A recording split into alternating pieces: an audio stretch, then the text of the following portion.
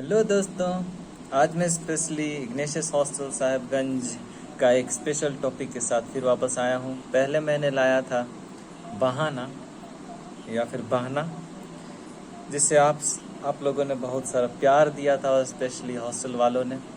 और आज फिर से मैं ऐसे ही और एक टॉपिक के बारे में बात करने वाला हूँ और वो है बांडो।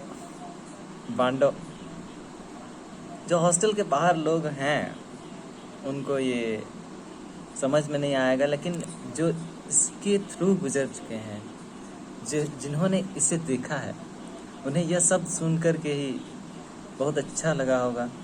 उन्हें वो यादगार पल याद आए होंगे जब हम इंतज़ार करते थे किसी छुट्टी का। तो like summer vacations, Christmas holidays, या फिर वो लंबा at the end of the annual year हुआ करता था वो हॉलीडेज़। तो इस ईयर का जो छुट्टी का जो सेकंड लास्ट डे था, हम लोग उसे लास्ट डे बुलाते थे। लास्ट डे को लास्ट डे बुलाया जाता है, तो लास्ट डे ही बुलाते थे। और ये दिन हमारे लिए बहुत ही स्पेशल हुआ करता था। हम इसका इंतज़ार करते थे। इस दिन का इंतज़ार होता था क्योंकि हम उस दिन पूरा तैयारियां करते थे कि घर जाएंगे। वो खुशियां ही कुछ अलग थी घर जाने की।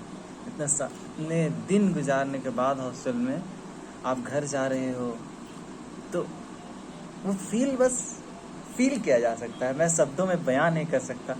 और तो जो बांडो है, ये ताल्लुकात रखता है वही लास्ट डे से, क्योंकि वो आखिरी रात जो था, उस रात को ज़्यादा लोग यही कोशिश करते थे कि वो ना सोए, क्योंकि अगर आप सोए तो अगले दिन आप वो इंसान बन करके नहीं उठेंगे जो आप सोए थे, क्योंकि आपके चेहरे पोते हुए होंगे। तो बांडो मीन्स संथाली में होता है कि पोतना। तो जो हॉस्टल में हम लोग भी पोतते थे लास्ट डे। पता नहीं ये ट्रेडिशन स्टार्ट कहाँ हुआ था, लेकिन बहुत इंटरेस्टिंग था। जब भी लास्ट डे आता था, हम लोग तैयार हो जाते थे कि हम लोग बांडो करेंगे। Just as I white Colgate in the face. तो बांडो मीन्स चेहरा में पोतना। हम लोग जो सोया हुआ है उसके चेहरे पर पोत देते थे कोलगेट से।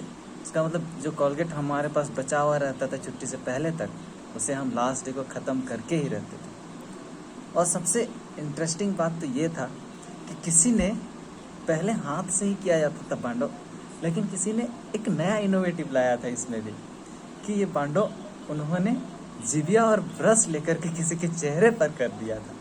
तो ये काफ़ी मज़ेदार था, तब की बात है।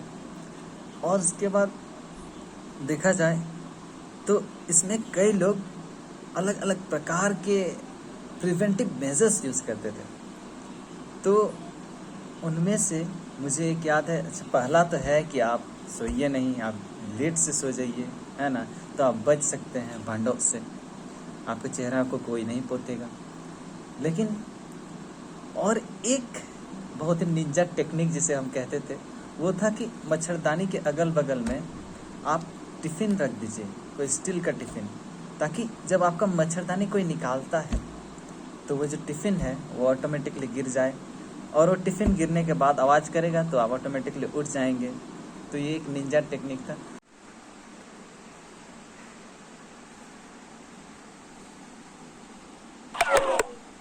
तो बांडो का कुछ अलग ही मज़ा था।